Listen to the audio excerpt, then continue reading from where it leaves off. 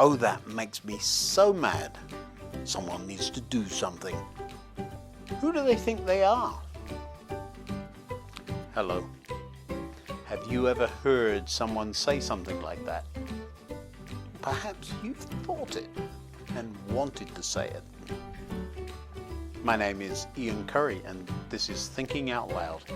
Come on, let me tell you what I think.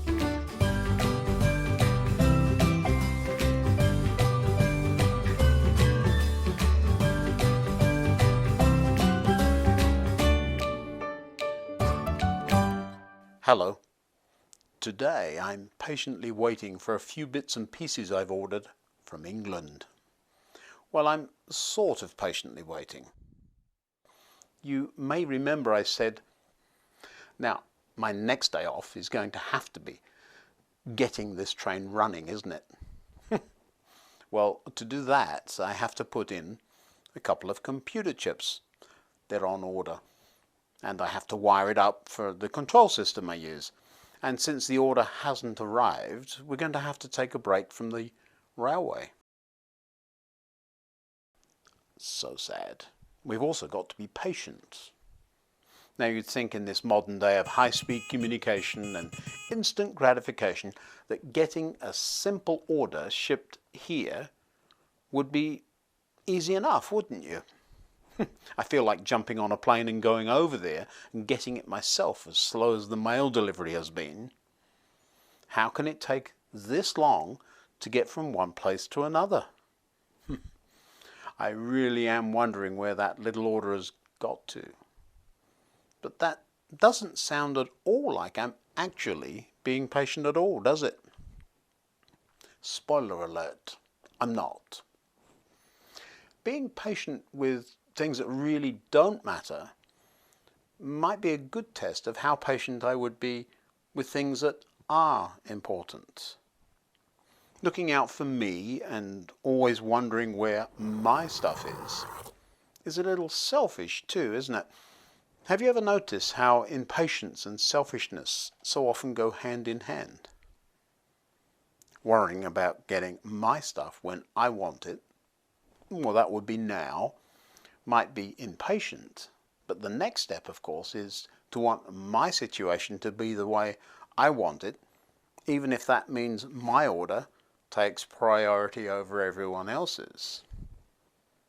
Sometimes, though, it's not about something silly like waiting for a part for a model train. No, sometimes it's really important stuff like people who do things in ways that we don't like. You know, I mean things like things that make us ask that ancient question, why do the wicked prosper? Someone needs to do something.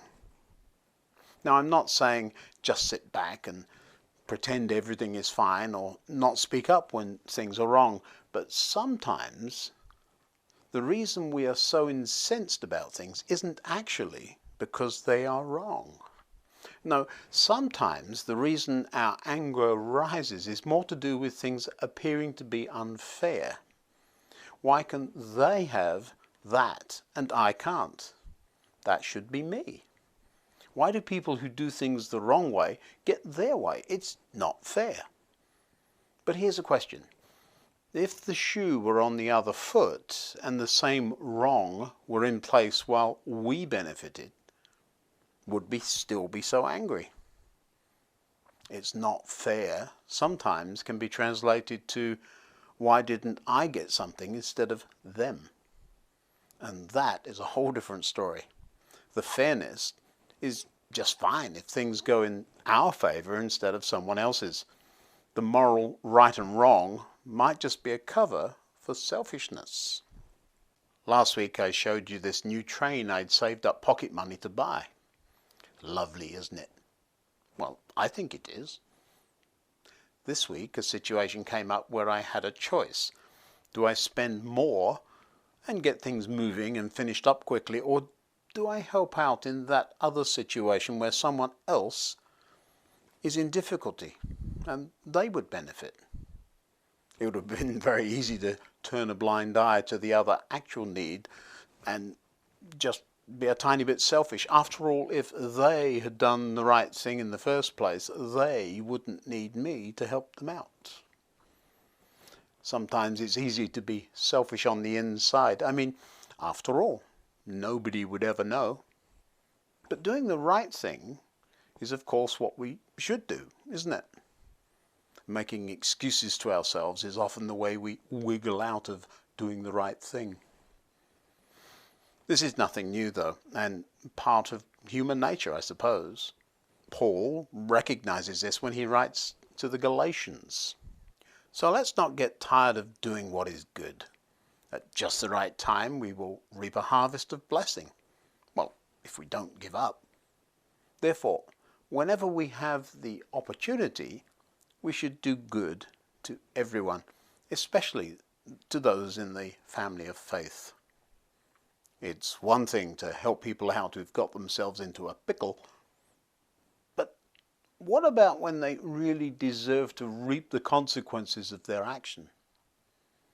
What about when people get into trouble because they're doing the wrong thing?